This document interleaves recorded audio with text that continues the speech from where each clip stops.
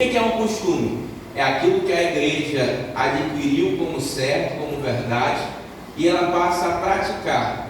Costume ele muda, a saber, por exemplo, o nosso ministério mesmo, alguns anos atrás, se uma pessoa andasse de bicicleta, em especial as mulheres, estavam cometendo pecado. Alguém já ouviu falar sobre isso? Já, não é? Era verdade isso? Você não. Por sinal, quando as irmãs não aprenderam a andar de bicicleta, porque era pecado. Jogar bola também já foi pecado. Costume. Os irmãos já leram na Bíblia dizendo que não pode? Já leram, irmãos? Se tiver lido, essa Bíblia é um pouco diferente, né? Porque na minha não tem. Então, irmãos, alguns costumes, eles foram evoluindo. Aí você pergunta para mim, mas se eu praticar um costume diferente da nossa igreja, eu estou pecando? Sim. Não pelo costume, mas pela desobediência. O pecado não é transgredir o costume, o pecado é a desobediência. Então, algumas coisas não são à luz da Bíblia pecado, mas se a instituição, a igreja, toma aquilo como padrão ético, moral e espiritual, e você faz diferente, você peca não por estar fazendo diferente do costume, mas você peca por estar desobedecendo aquilo que está sendo instituído pela sua liderança. Tranquilo até aqui, irmãos? Amém. Vocês entenderam? Se vocês não tiverem entendido, já que o Gerson está até fazendo anotação aqui, só para tirar a dúvida de vocês sobre isso. Vamos continuar. Nós estamos falando sobre a igreja. Nós falamos que a igreja ela tem um objetivo, que é glorificar a Deus. Paulo escreve dizendo: quer comeis ou quer bebeis ou façais qualquer outra coisa, fazei tudo para a glória de Deus. Então, desde o lavar da louça, irmão, na sua casa, até no seu trabalho, tudo isso deve glorificar o nome de Deus de alguma forma.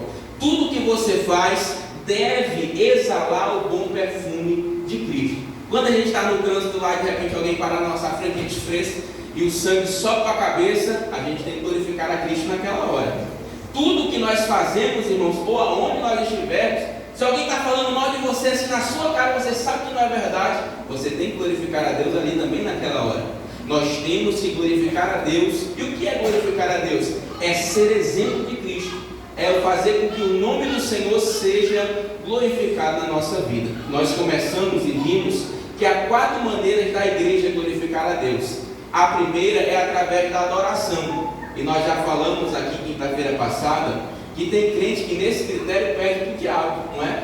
Porque o diabo ele já chega adorando, como nós vimos lá com o Gadareno. E quando Jesus chega, ele se curva e diz assim: o que temos nós contigo? Jesus, o Filho do Deus Altíssimo. Então até o diabo já chega adorando. E tem crente que sai, entra na igreja, a boca dele entra calado e sai mudo, não é? Não adora, não glorifica, não canta. Parece que ele está com defeito de fabricação, né? Mas Deus não erra na fabricação, então o problema é ele mesmo, que está com o coração duro, com coração, né, de pedra. Mas a minha Bíblia diz que a palavra de Deus, ela é marreta que esmiuça a penha, viu? Ela sai batendo, daqui a pouco aquele que não chora está com a lágrima escorrendo aqui no canto do olho, né? Por quê? Porque a palavra de Deus faz isso, irmãos. Ela é poder de Deus para transformar e mudar a nossa história.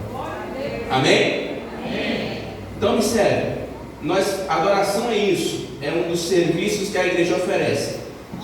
A partir de agora vamos entrar então de fato no que nós temos a falar para hoje. Qual é a segunda maneira que a igreja glorifica a Deus? Através da evangelização.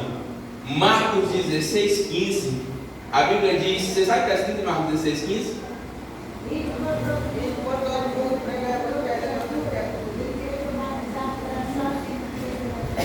É isso mesmo que está escrito lá.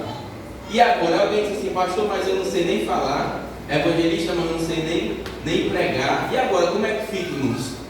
Jesus falou assim: será que foi assim? Sabe que na sua Bíblia está assim? E aquele que souber falar, que vá por todo mundo e pregue o evangelho a toda criatura. Será que é assim? Alguém diz: ah, mas eu não sou nem formado. Será que na sua Bíblia está assim? Aquele que for formado, que saia e que pregue o evangelho a toda criatura. É assim, irmãos? Existe um critério para pregar o evangelho a toda criatura? Não, irmãos. É por isso que nós chamamos de o ide imperativo. É uma ordenança de Cristo: ide por todo mundo e pregar o evangelho a toda criatura. Nem todo mundo vai ser pastor, nem todo mundo vai liderar a igreja, nem todo mundo vai ser cantor, mas pregar o Evangelho é missão de cada crente. Não é missão do pastor exclusivamente, é missão de cada crente. E pregar, irmãos, à sua maneira e ao seu modo, porque cada um de nós somos diferentes uns dos outros, não é? Cada um de nós temos gostos diferentes, cultura diferente, criação diferente, uma maneira de falar diferente, e nós devemos pregar o Evangelho à nossa maneira, da maneira que Deus nos fez. Então nós temos que pregar o Evangelho lá no seu trabalho. O senhor precisa pregar o Evangelho, e o senhor lá no seu. Ele nem vai precisar ir lá no seu trabalho, porque lá já tem o senhor para pregar o Evangelho. Então, irmãos, a missão de cada crente é falar de Jesus aonde esteja. Aliás, quando nós olhamos à luz do texto original, a expressão aqui, irmão Joel, não é assim: ide por todo mundo e pregue o Evangelho. Não, a expressão aqui é assim, ó: por onde vocês forem, pregue o Evangelho a toda criatura. Não é ir para pregar, é por onde for, você deve pregar a palavra. Às vezes a gente pensa, não, missão é eu sair daqui e ir lá na África pregar a palavra. Não, irmãos, o teu vizinho é missão, o teu trabalho é missão. E agora, só para doer o nosso coração, quantas vezes tu já passou pelo teu vizinho sem nunca chamar ele para ir para a igreja? Quantas vezes tu passou por alguém, todo dia ele está lá sentado na frente de casa, tu vai e volta de carro, de bicicleta, de moto, e tu nunca chamou ele para ir para a igreja? Nunca. Será que tem alguém assim? Eu sei que tem, porque hoje mesmo eu estava reflexionando sobre isso, pensando quantas vezes eu vejo o vizinho lá e eu vou embora para a igreja, eu vou e volto. Todo dia eu vou para a igreja, irmão, já estou, né? Vai e volta, e às vezes nunca parei lá para dizer assim, vai embora para a igreja. Quantas pessoas tu já passou sem convidar para ir para a igreja, sem falar de Jesus, sem pregar o Evangelho? Essa missão, irmãos, ela é de todos nós, pregar o Evangelho a toda criatura. Sim ou não entenderam? Amém? Amém. Glória a Deus. Mas alguém vai dizer assim, mas eu tenho vergonha. Tem alguém, irmão, que tem que tal? Sempre que Jesus chama alguém usa desculpa. Sabe, irmão Israel? Moisés diz assim, Senhor, mas eu sou um cabo duro de palavra. Aí Deus, fica tranquilo que você trabalhar com quem é duro de palavra. Isaías diz assim, Senhor, mas eu sou um homem puro. Aí Deus assim, fica tranquilo que eu vou tocar com uma brasa viva do altar e vou tirar a tua iniquidade. Aí Jeremias diz, Senhor, eu não passo de uma criança. Assim, fica tranquilo, porque é eu que vou colocar as palavras na tua boca. Aonde eu te mandar, tu vai, e o que eu mandar tu falar, tu vai falar. E aí, irmão, qual é a tua desculpa hoje? Jesus, ele te dá a tua desculpa e te dá graça e autoridade para pregar a palavra, amém? Ele diz, eis que vos dou poder e autoridade para pisar em serpente e escorpião, e pode até beber veneno, não lhes fará dano algum.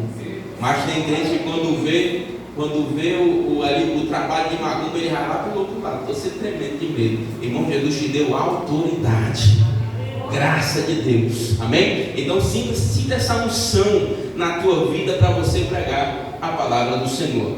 A obra missionária também é responsabilidade da igreja, não é? Manter os missionários, orar por missão. Missão se faz. Olha, o nosso irmão Joel aqui, ele é um aluno lá do nosso curso preparatório de obreiros. Se ele não souber, é porque ele não está estudando bem, viu? Missão se faz de 3 maneiras, irmão Joel: indo, orando, ficou fácil, ficou? E indo, orando e contribuindo. Você tem feito missão, irmãos?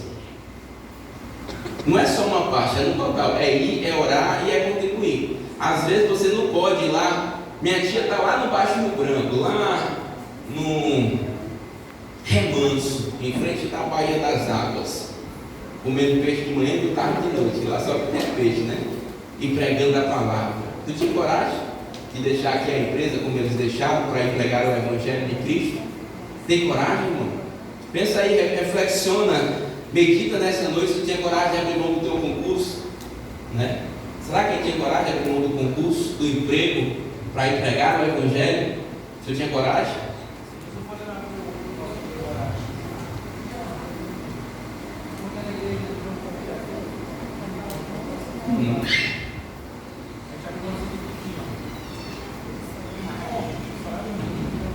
Sim. Ele abriu maduro. Tinha que se desligar. Tinha coragem, irmãos, de ir lá para viver do Evangelho, depender do açúcar que os irmãos vão trazer?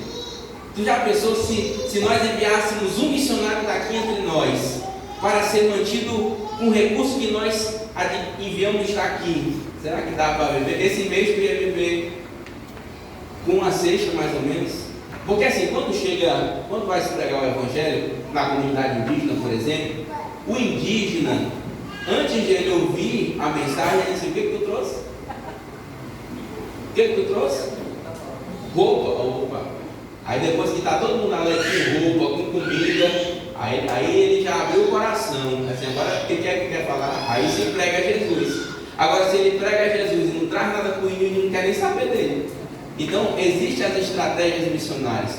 As nossas comunidades ribeirinhas lá do Baixo Rio Branco aguardam ansiosamente por essa viagem missionária que acontece agora em junho.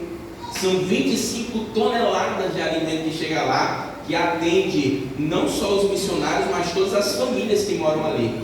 Brinquedo, remédio, coisa que o governo não faz, coisas que o Estado não faz, a igreja faz. E nós vamos ver daqui a pouco que esse também é um dos papéis da igreja. O papel da igreja é adorar a Deus, o papel da igreja é a evangelização, orando por missões. Tu já orou por missões hoje? Já? Eu já. Ou será que tu orou só por ti? Irmão, quando a oração começa a ficar boa, é quando a gente esquece de orar por nós. Quando tu começa a orar e tu levanta assim: meu Deus, eu nem orei pelo que eu estava precisando. Aí tu já está bem na oração. Agora, enquanto tu está dizendo só Senhor eu, né? É aquela história, farinha pouco meu pirão primeiro, né? Senhor, eu estou precisando, Senhor, me ajuda, Senhor, tem misericórdia de mim. E aí nada. Mas a Bíblia diz que enquanto Jó orava pelos seus amigos, Deus mudou a sorte de Jó. Então, irmãos, às vezes é mudar a orientação. Em vez de orar por nós, vamos orar por missão. Vamos orar pelo irmão Israel, pelo diácono Domingo, pelo diácono Jéssica, pelo irmão Joel. E enquanto nós oramos por eles, irmãos, Deus abençoa a nossa vida. Amém? Amém. Quantos estão entendendo nessa noite? Amém. Glória a Deus. Vamos devagar que minha voz está querendo dar assim uma falhada. Eu estou cometendo ela acabando da pregação. Então, estou indo bem tranquilo. Terceiro papel da igreja é a edificação. Não é? O senhor já fez o teste de pegar assim uma brasazinha de carvão e separar ela do fogareiro? O que acontece, irmão? Você tirar uma brasazinha do carvão, o fogo está lá, bonita, que você pega assim, só uma brasazinha e põe assim no canto. O que vai acontecer com essa que foi separada? Apaga, irmãos. Assim somos nós. Nós somos uma igreja, um corpo. Se você se afastar, se eu cortar meu braço bem aqui, quando for daqui a meia hora, ele já está inchado e já apodrece, porque ele não tem vida fora do corpo. E nós, irmãos, fora da igreja também não temos vida. Nós somos uma unidade. Nós somos um só corpo em Cristo Jesus, o nosso Senhor. Então, a edificação, ela acontece na igreja em pelo menos 2 momentos: no culto de ensino e na escola bíblica dominical. E eu aprendi da pior maneira possível que quinta-feira, ou aliás, que dia de culto de ensino, não é dia de fazer faxina em casa. Vou contar só para o senhor. Tu acredita que tem gente que tem a semana todinha, mas no dia do culto ele vai fazer faxina? Assim, hoje é quinta-feira, vou fazer faxina hoje. Receber visita. Será, irmão, nós vamos para a igreja, chega visita lá na tua casa? Acontece, né, irmãos? Que interessante, né, irmãos? É o dia que dá dor de cabeça, é o dia que dói as costas, é o dia que se, meu Deus, eu estou tão cansado, não é? É sempre o dia mais difícil, não é? Isso é muito interessante. Uma vez nós estávamos em casa, numa segunda-feira, não é? A gente estava lá em Mar. Bora limpar a casa, segunda-feira, porque hoje os irmãos estão aqui para ouvir a palavra. Eu, na segunda-feira, estou lá na sede para ouvir a palavra. Porque quem não se alimenta, irmãos, não tem condição de alimentar ninguém. Né? Quem não senta para ouvir, não pode se levantar para ensinar. Então nós estamos lá ouvindo e aprendendo, não é? E uma segunda-feira dessa, hoje é dia de ir para casa, nós lá empolgados, não é? Nós não éramos líderes ainda, na verdade. Ah, é? Psicologia, né? E aí o pastor ligou: Fábio, sim senhor, o que está fazendo? Aí eu olhei assim para casa, com tanta cabeça. Você sabe como é que é faxina, né? Tá tudo mais ou menos, a gente começa a mexer e vira uma zorra, né? E ele ligou, tá fazendo o que? Eu falei, eu tô limpando a casa. Mas a minha esposa, no dia do culto de ensino, eu falei, eita, mas já, não é? E aquele dia eu aprendi que o dia do culto de ensino não é dia de nós limparmos a casa. Tem dia, eu apoio e nós ensinamos que o líder, o obreiro, o senhor tem que tirar um dia para sair com a sua família, levar ela lá para tomar um sorvete, levar ela na praça, mas esse dia não é quinta-feira, esse dia não é domingo. Às vezes os irmãos escolhem o dia do culto para fazer um momento de comunhão com a família. Não é, irmãos. Nós temos que priorizar esse momento da edificação, tá bom? Então eu coloquei aqui para os irmãos terem esta ideia. Eu coloquei aqui também, irmãos, que você vir para a igreja não vai te atrapalhar de estudar, de se formar, não vai te atrapalhar de crescer. Sabe por quê? Porque eu e minha esposa, estando na igreja, nós passamos no concurso público, nós nos formamos, ela em enfermagem, e eu em gestão da tecnologia da informação, fizemos pós-graduação, casamos, tudo vindo para a igreja. É um engano da gente pensando às vezes, não, eu vou sacrificar aqui porque eu estou precisando. É ilusão, irmãos. Quem dá a bênção é Ele. Provérbios fala, é a bênção do Senhor que enriquece e não traz consigo dores. Então, não sacrifique. Eu digo o dirigente que ele diz assim, olha, a noite é longa, tem muito tempo para você estudar, para você fazer o que você quiser. Depois das 10 horas da noite, tem tempo aí que só. E alguém disse assim, mas eu quero descansar. Aí ele dizia, quando morrer, você vai ter muito tempo para descansar. Não é, irmãos? Então, enquanto nós estamos vivos, nós temos tempo de ser o que nós quisermos, mas sempre priorizando o reino de Deus. Não foi isso que Jesus falou? Buscai primeiro o reino de Deus e a sua justiça, e as demais coisas vos serão acrescentadas. Quantos estão entendendo nessa noite? Amém? Amém. Glória a Deus. Vamos seguindo então. Eu coloquei aqui também, irmãos, que é interessante, que a escola bíblica dominical é um ambiente de ensino também, e muitos não são matriculados na EBD. E quando se trata dos pais acerca dos filhos, eles têm duas atitudes que são muito erradas. Às vezes é deixar o filho em casa, deixar o bichinho dormindo aí, né? Isso é errado, irmãos. Ele aprende, mesmo que interiormente, que não é bom estar na igreja, é melhor ficar em casa. Que dia de culto é dia de ficar em casa. E outra coisa tão ruim quanto é você trazer a criança para o culto e ensinar ela que a hora do culto não é importante. Sabe como é que a gente faz isso? Quando eu trago a criança, o senhor está aqui, minha criança, e aí eu seguro aqui, vai, te teste aí. Ela vai crescer entendendo que a hora do culto é a hora de ela ficar mexendo no celular. Ou então eu dou para ela um brinquedo, não, só cala a boca aí, fica aí que vai dar certo. E ela vai crescer, ele vai crescer pensando que a hora do culto é momento de estar brincando. E sabe o que acontece? Nós vamos pregar em muitas igrejas e nós vemos não só um ou dois, mas vários. Alguém já 14, 15, 12 anos jogando na hora do culto e mais 3 ou 4 com ele assim atrás, querendo ver o que está acontecendo na hora do culto. Por quê, irmão? Pela cultura que nós criamos, de não ensinarmos o valor que tem. Gente, isso é coisa aí, né? O valor que tem o ambiente do culto. Os irmãos conseguem compreender isso? Nós precisamos, irmãos, tomar cuidado, porque às vezes nós damos a perder falando com a boca, ensinando uma coisa com a boca e com a atitude fazendo algo diferente. Alguém já disse que a boca, a palavra até convence, mas o testemunho ele arrasta. Então não adianta nós dizermos uma coisa e vivermos outra coisa ou ensinarmos pela prática de outra maneira, porque assim nós estaremos prejudicando o ensinamento da palavra.